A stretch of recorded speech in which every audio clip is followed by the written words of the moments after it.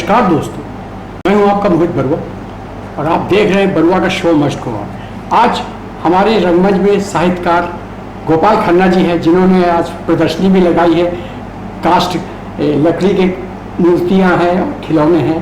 तो उनसे जानते हैं कि बैंक में नौकरी करते करते फिर साहित्यकार बने। इन्होंने कई कहानियाँ लिखी और इस समय कास्ट काम कर रहे लकड़ियों का, जिसमें कलात्मक देखने को मिलेगा। चलिए मिलाते हैं आपको गोपाल खन्ना जी से। नमस्कार गोपाल खन्ना जी। हम चाहते हैं कि आप बैंक में इतने साल से बैंक में नौकरी कर रहे थे, उसके बाद आपने लेखन का काम कब से शुरू कर दिया? लेखन का काम वैसे मैंने शुरू तो 14-15 साल की उम्र में भी किया था, लेकिन वो कंटिन्यू नहीं हुआ। फिर बाद में मैंने रिटायर्ड होने के बाद। आप किस सन से बैंक से रिटायर हुए थे? मैं 2008 में रिटायर हुआ था। 2008। उसके बाद से फिर आप? उसके बाद से मैंने लेखन पे ज़्यादा जोर दिया और पर्यटन तो मेरा चलता रहा। एक यूथ हॉस्टल भी चलाते रहे, वो कैसे साल तक किया यूथ हॉस्टल? यूथ हॉस्टल में मैं 20-21 साल तक नेशनल एग्जीक्यूटिव रहा, स्टेट चेयरमैन रहा। उसकी शुरुआत भी स्टेट में मैंने ही करी थी और अभी भी वो संस्था बहुत अच्छी चल रही है, बहुत बड़े लेवल पे। यूथ हॉस्टल में आप जब थे तो आपने कई जगह ट्रेवलिंग भी आपने कराई थी, उसके बारे में कुछ बताएंगे? हाँ, हम लोगों ने एडवेंचर जर्नी काफ़ी करी, एडवेंचर का और रोमांचक यात्राएं इसको कहते हैं। पहाड़ों में 14-15 हज़ार फीट तक पिंडारी ग्लेशियर है, चंद्रखानी पास है, वैली ऑफ फ्लावर है और लद्दाख में भी ट्रैकिंग करी, किश्तवाड़ में भी करी, अच्छा, सिक्किम में भी करी और बहुत करीब मेरा तो 5000 किलोमीटर का ट्रैक हो चुका है पहाड़ों में। आप जब रिटायर बैंक से रिटायर होने के बाद भी गए कि फिर उसके बाद थोड़ा कम कर? हाँ, मैं जाता अभी भी हूँ, बच्चों को ग्रुप लेके जाता हूँ। अब ज़्यादा हाइट में नहीं जाता, अच्छा, लेकिन मैं जाता अभी भी बच्चों को लेके हूँ। कई बार आपके साथ जाने? हाँ, मैं नैनीताल का ज़्यादा आपने ट्रैकिंग किया है? हाँ, नैनीताल, मसूरी। इसका बच्चों के साथ 3-4 दिन का, उसका नाम है nature study and rock climbing camp. अच्छा अच्छा। तो लेजर स्टडी और रॉक क्लाइंबिंग के जो थोड़ी सी ट्रेनिंग होती है वो देते हैं और बच्चों को नेचर से इंक्लूड कराते हैं। फिर उसके बाद साहित्य में फिर आपने पहली किताब कब लिखी? मैंने 2010 में मेरी पहली किताब पब्लिश हुई थी, सागर से पर्वत तक। हाँ। सागर से पर्वत तक में मेरी जो रोमांचक यात्राएं थी उनके संस्मरण हैं उस पे।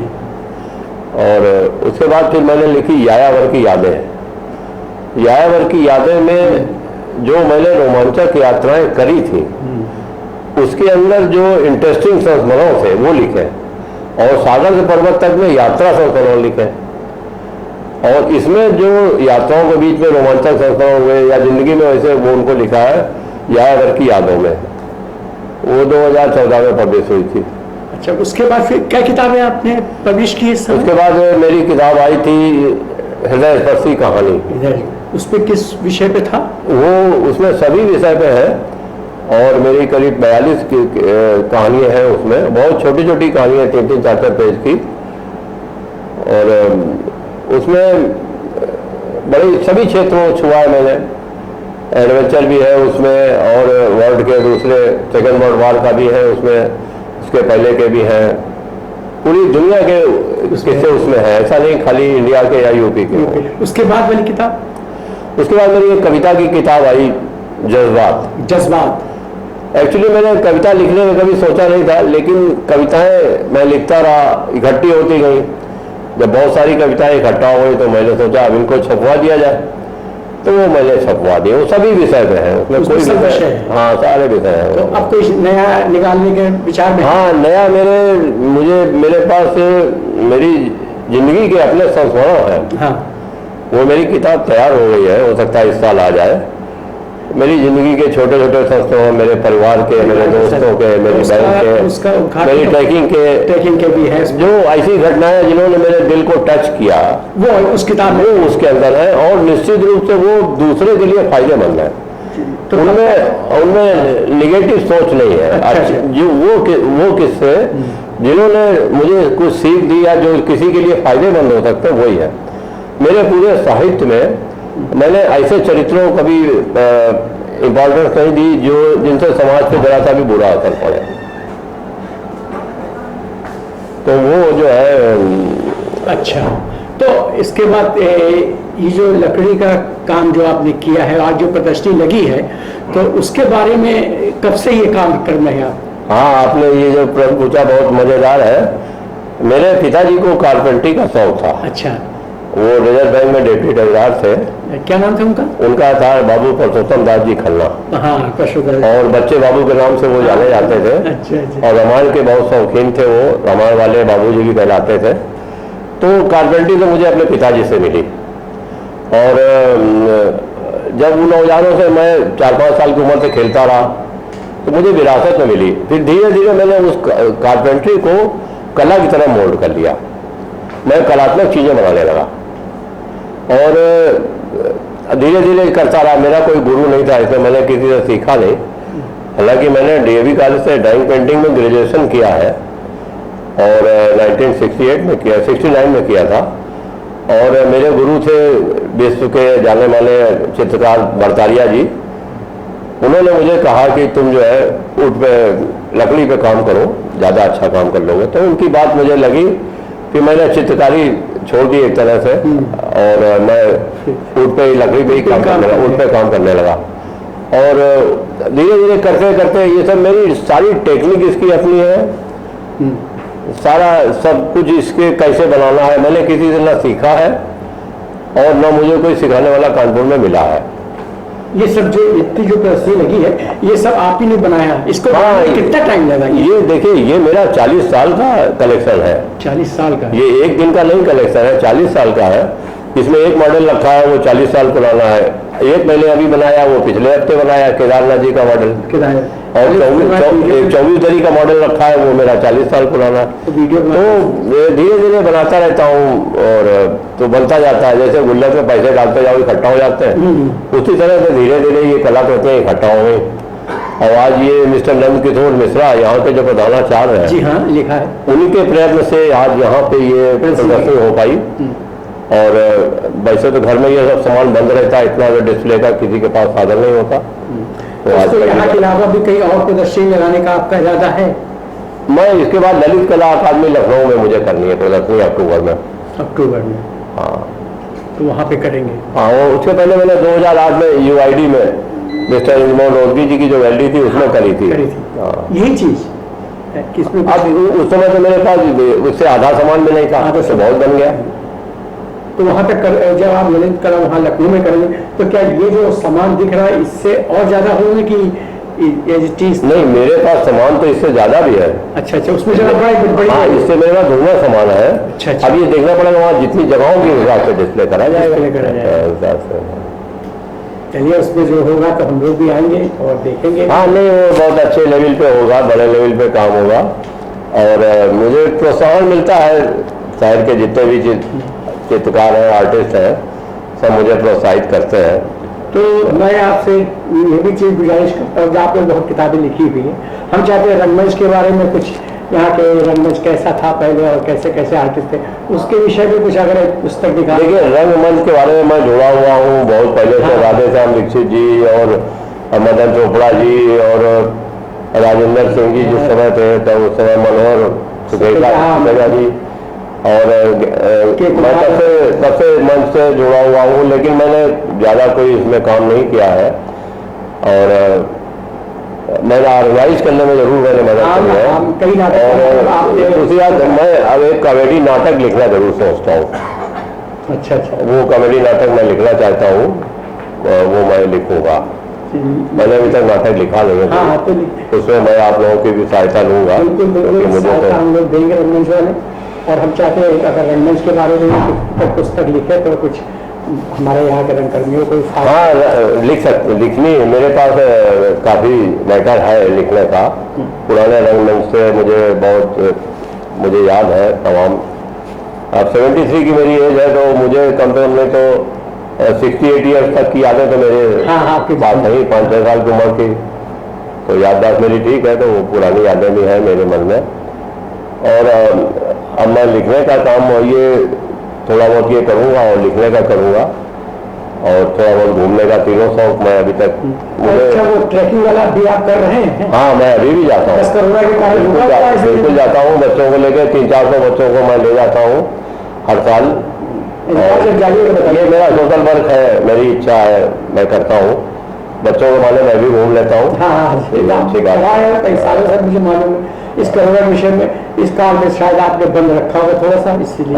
हाँ, इधर पिछले साल नहीं कोई प्रोग्राम हुआ, अब की साल भगवान चाहेगा तो अक्टूबर में होगा। अक्टूबर में चलिएगा आपके साथ एक आखिरी बार इस उम्र में। आप भी चलेंगे तो हम भी चलेंगे आपके साथ। पहले भी एक बार गए थे।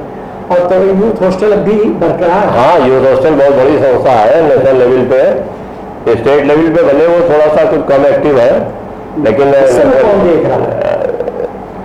पहले देख रहे होंगे, जो भी लोग होंगे तब पे देख रहे होंगे, लेकिन नेशनल लेवल पे पूरी दुनिया में मशहूर है, बहुत बड़ा प्रोग्राम होते हैं। मैं अभी भी मैं यूथ हॉस्टल के अभी भी प्रोग्राम में जाता हूँ, कभी डायरेक्टर को डायरेक्टर होकर जाता हूँ। हाँ, लेकिन अब मैं उतना समय नहीं दे पाता, लेकिन मैं फील्ड में जाता हूँ, प्रोग्राम से मैं अभी भी जाता हूँ यूथ हॉस्टल के। हाँ, चलिए आपसे किताबों के बारे में हो गए, रंगमंच के बारे में, और ये आपकी जो कला लगाई इसका मैं फोटो लेकर मैं इसी के साथ आप कंक्लूड करूँगा। इधर से और इसकी लाइट और डाल नाम तो दरवाजे बाजे। ये मॉडर्न आर्ट में मछली है, इसका टाइटल है विक्ट्री, इसका वर्षे पूजा, इसका विक्ट्री, इसका कपल, ये अभिव्यक्ति, ये भी जब आप किसी चीज़ में खुश होते हैं तो हाथ ऊपर करते हैं। हाँ, ये भी अभिव्यक्ति है। ये योगा है और ये रिलैक्स है, इसका टाइटल रिलैक्स, मतलब आराम फरमा रहे हैं। हाँ, और इसका टाइटल है चिंतन। और ये पक्षी है एक तरह से जैसे बड़ी बड़ी कंपनियों के एयरलाइंस के लोग ट्रेडमार्क होते हैं, हाँ, उस डिजाइन को मैंने बनाया। ये बहुत सब अपने ओरिजिनल है। ये एक डाग बनाया है मैंने, ये इसकी पूंछ है। ये तो हाथी को, और ये हाथी के मॉडर्न आर्ट पे बनाया हुआ है मैंने। ये तो आपने फोटो डाली भी थी। हाँ, दिया था।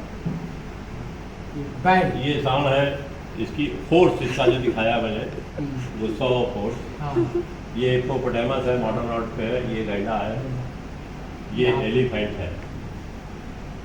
ये वाला भी आपने बनाया? और ये मेरा एक राष्ट्रीय पुस्तक मेला होता है, हाँ, उसके लिए मैंने ये सिंबल बनाया था, प्रतीक चिन्ह।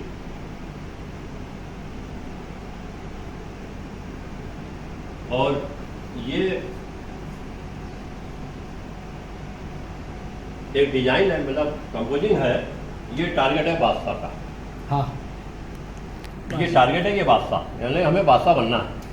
लेकिन ये भगवान की कृपा है, भगवान के ऊपर, ये भगवान का प्रतीक है, ऊपर करो। और ये जो प्रॉब्लम्स आती हैं, सब कोई भी टारगेट आप पूरा करते हैं, प्रॉब्लम्स आती हैं। हाँ। प्रॉब्लम्स आपको आएंगी, तो ये उसका है, लेकिन टारगेट आपका हमेशा। बादशाह का और ये भी कंपोजिंग है। और ये जो है, ये अफ्रीकन ट्राइबल्स हैं, ये रेड इंडियन ट्राइबल्स हैं, ये इंडियन ट्राइबल्स। ये स्विट्जरलैंड वगैरह में, यूरोप में ऐसे घर बनते हैं।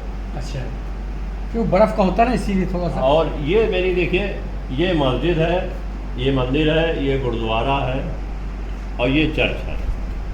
इसका मैंने टाइटल दिया है, सब जगह मैं ही हूँ। सब जगह मैं ही हूँ। भगवान कहते हैं, मस्जिद हो, मंदिर हो, गुरुद्वारा हो, चर्च हो, सब जगह मैं ही हूँ।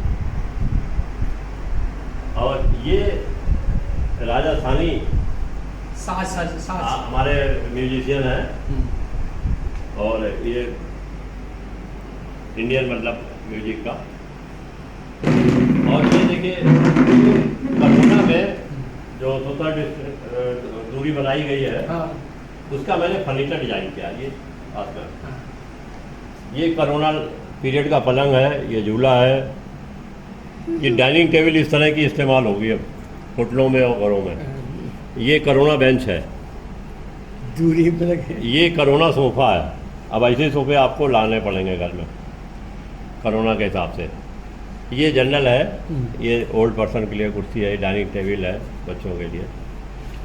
तो ये छोटा सा प्रयास है। अंदर ये जटायु वध का, जब ये लकड़ी पे बना हुआ है, मैंने बनाया है। और ये स्वर्ण हिरण इधर से ये सीता जी दिखा दिए स्वर्ण हिरण को, उधर लक्ष्मण जी खड़े हुए हैं, ये उनकी कुटी है पीछे। और ये वाला को छूट गया थोड़ा सा, को छूट गया घोड़े के साथ। ये अश्वमेध यज्ञ का सीन है। अच्छा। ये सारा ऊँट पे है, हाँ ये मैंने बनाया। ये लाल लोग पकड़े हुए हैं और वो सीता जी देख रही है कुटी से क्या हो रहा है।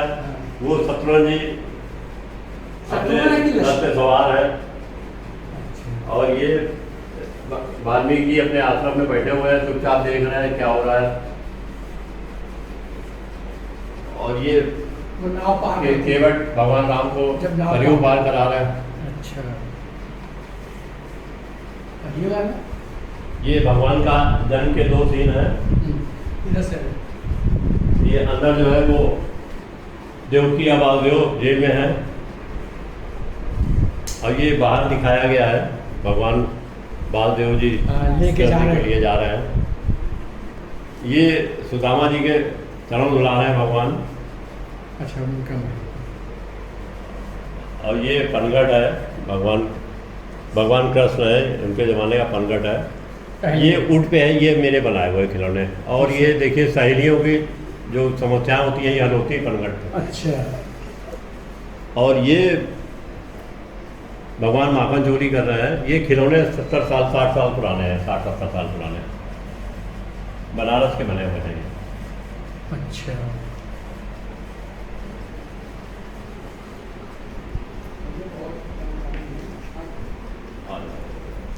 को दिखाएंगे कि आप भी हस्त वाला जो कार्य करते हो वाला बहुत अच्छी चीज़ मैं आए देखा। बहुत बहुत शुक्रिया आपका और मैं एक छोटा सम्मान है तो मैं आपको देना चाहूँगा। तो खन्ना जी कुछ यावर में जो किताब छपी थी या जज्बात के, तो हम चाहते हैं कि कुछ एक कविता उसमें हो जाए आपकी। कविता उसमें छोटी छोटी भी है, तो छोटी सी दर्शक जैसे मेरी एक अंदर से इच्छा रहती है कि जो पुरानी बहुत सी जो मुहावरे हैं वो आज के समय में फिट नहीं बैठते बहुत से। जैसे लोग अंधेरी रात के बारे में बात करते हैं, तो मैंने एक 4 लाइन लिखी थी।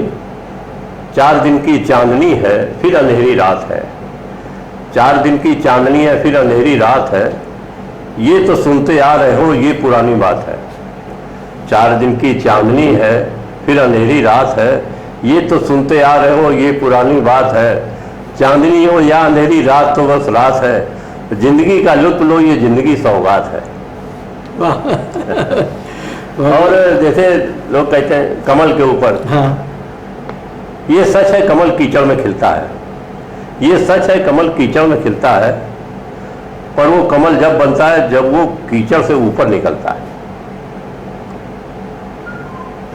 तो इसी तरह से कमल के ऊपर मैंने वो लिखी थी, कीचड़ का एक कतरा भी साथ नहीं होता जब वो भगवान की मूरत पे चढ़ता है।